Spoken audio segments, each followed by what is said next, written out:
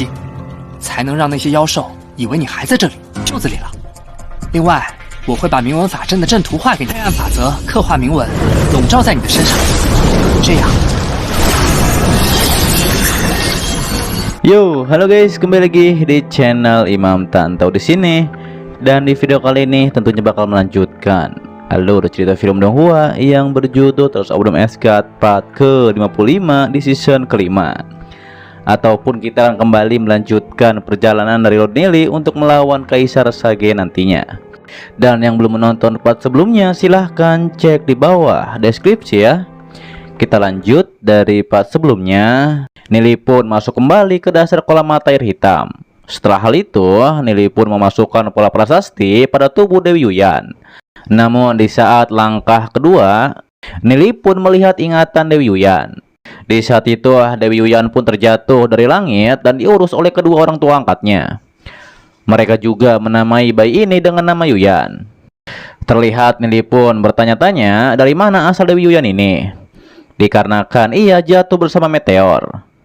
Nelly juga melihat 5 cahaya emas dari Dewi Yuyan. Nelly pun mengetahui cahaya ini jauh lebih dalam dari kekuatan hukum.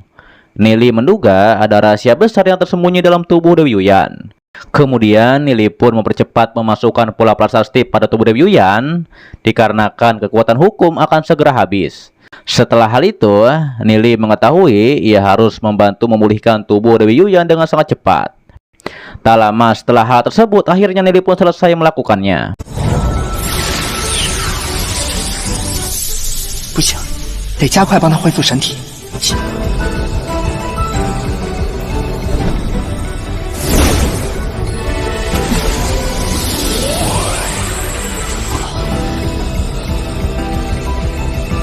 Terlihat tubuh ilahi Dewi Yuyan pun naik ke atas, yaitu untuk menyatu dengan roh Dewi Yuyan.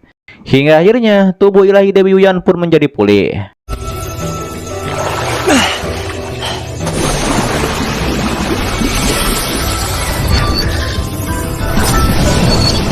Saat itu Dewi Yuyan berterima kasih kepada Nelly dikarenakan telah membantu ia memulihkan tubuh ilahinya.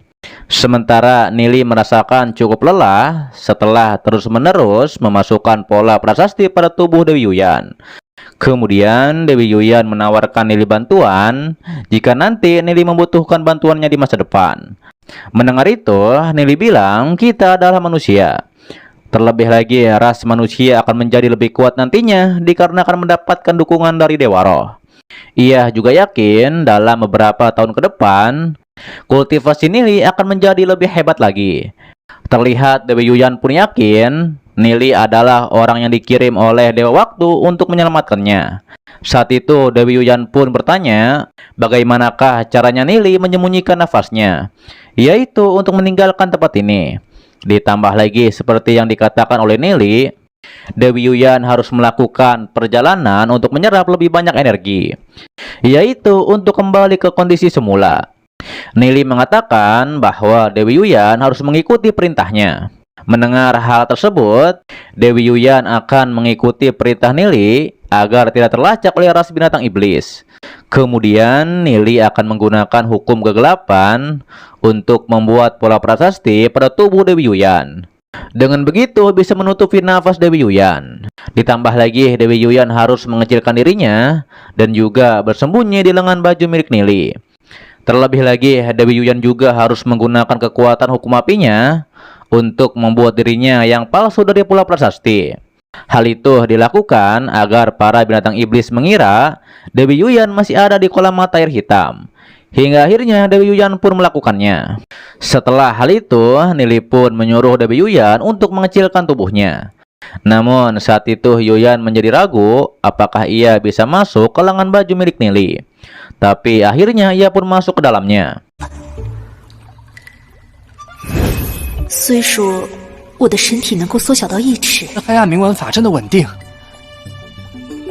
Setelah hal itu, Nelly pun membuat formasi kegelapan pada lengan kirinya, yaitu untuk menutupi nafas Dewi Yuyan. Terlihat Dewi Yuyan pun sangat kagum pada Nelly dikarenakan Nelly terampil menggunakan kekuatan hukum seperti Dewa Roh. Kemudian Nili pun pergi meninggalkan kolam mata air hitam. Saat di luar gua, Nili pun mendengar raungan binatang iblis. Tapi untungnya mereka bersembunyi di dalam jurang. Setelah hal itu, Nili pun berhasil naik ke atas. Ia pun bergumam, ia pikir ada harta tersembunyi di sini. Tapi Nili tidak menyangka bahwa ia menemukan Dewi Yuyan. Namun hal ini cukup menguntungkan bagi Nili. 也算是收获颇丰吧。 Kemudian ketika berjalan di pasar kota Tianyun, Nili bertanya pada Dewi Yuyan, bukankah di dunia manusia ada beberapa suku yang selamat? Namun Dewi Yuyan tidak mengetahui akan hal itu. Dikarenakan walaupun waktu itu Dewaro berhasil menang, tapi ras manusia juga mengalami kekalahan yang besar dari ras binatang iblis. Namun meski begitu, ras binatang iblis tidak mungkin bisa memusnahkan ras manusia. Dikarenakan beberapa dewa roh memiliki warisan keturunan mereka sendiri. Ditambah lagi mereka tersebar di berbagai dunia dimensi. Nili pun menjadi terkejut dikarenakan ras manusia masih bisa mengendalikan beberapa dunia dimensi. Nili pun bertanya-tanya, apakah alam penjara Abyss termasuk dunia dimensi seperti yang Dewi Yuyan jelaskan.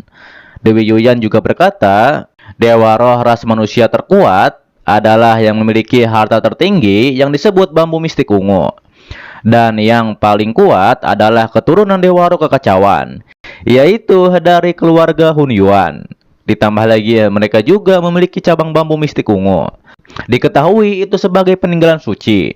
Mendengar hal itu, Nili pun ingin pergi ke dunia tersebut.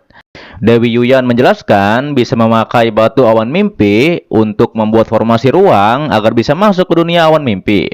Ditambah lagi dunia awan mimpi sangat indah dan juga damai. Terlebih lagi ras binatang iblis tidak bisa memasukinya. Dewi Yuyan mengatakan hanya sedikit dewa roh yang mengetahui akan hal ini. 也稍微小一点儿，而且是里面四季春暖花开，几个灵神知道。 一个人族掌控的气， Mendengar hal itu, Nili pun menduga dunia yang dikendalikan ras manusia nampaknya jauh lebih aman. Ia pun berkata jika kota Glory bisa dipindahkan ke dunia awan mimpi, maka itu akan jauh lebih aman. Kemudian Dewi Yuyan menjelaskan dulu ras binatang iblis menjarah batu awan mimpi agar mencegah hubungan antara dunia utama dan juga dunia kecil. Namun Dewi Yuyan mengatakan ia menyimpan cukup banyak batu awan mimpi, yaitu di cincin ruangnya. Jika bisa menemukannya, maka akan mendapat cukup banyak batu awan. Mendengar hal itu, Nili mengetahui cincin ruang Dewa Roh pasti banyak barang bagus. Nili bergumam walaupun jaraknya sangat jauh, jika ada kesempatan Nili akan pergi. Tak lama setelah hal tersebut ada warga yang mengenali Nili. Tapi Nili mengetahui ia harus segera pergi dari suku Tianyun dikarenakan ras binatang iblis pasti mengejar setelah mengetahui Dewi Yuyan sudah melarikan diri. Setelah hal tersebut, kepala desa dan tuan muda pun terlambat dikarenakan Nili sudah pergi. 身边有一个传奇级的女神护聂离公子人呢？他已经走了。 Kembali kepada Nili yang sedang menuruni gunung. Nili pun bertanya apakah Dewi Yuyan mengetahui tentang kuil gurun. Namun Dewi Yuyan tidak mengetahuinya dikarenakan ia sudah mati 100.000 tahun lalu. Kemudian Nili pun berkata ia harus pergi ke Guit Kegelapan, yaitu untuk mengumpulkan informasi. Nili bilang Guit Kegelapan adalah musuh kota Glory. Mendengar hal itu, Dewi Yuyan pun menjadi sangat marah dikarenakan ras manusia seperti Guit Kegelapan justru berperang dengan sesama manusia. Nili menjelaskan Guit Kegelapan tidak bisa diremehkan. Bahkan Nili saja hanya bisa melukai Longsa dan juga Guisa. Namun dengan adanya Dewi Yuyan, tidak perlu lagi takut pada mereka. Nili mengatakan bahwa ia akan pergi ke dunia bawah yang belum pernah Nili injak. Ditambah lagi di sana adalah tempat Guit Kegelapan berada. Setelah hal tersebut, Nili pun melihat peta yang sebelumnya diberikan oleh Leluhur Yayan. Saat itu Nili pun memuji Leluhur Yayan yang berhasil menemukan pintu masuk ke dunia bawah. 你的呀，师祖大人。到了，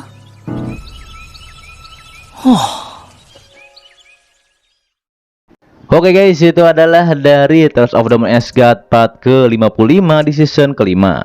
Dan untuk part selanjutnya akan diupdate hari Rabu depan ataupun Kamis paling telat, oke? Dan terima kasih buat kalian yang menonton sampai detik ini dan selalu mensupport channel admin. Admin juga mendoakan semoga kalian baik-baik saja dan juga sehat-sehat buat keluarga di sana, oke? Dan pastinya agar tidak ketinggalan setiap notif berikutnya, yang belum subscribe silahkan subscribe. Dan sampai jumpa kembali di video selanjutnya. Till next time and bye-bye.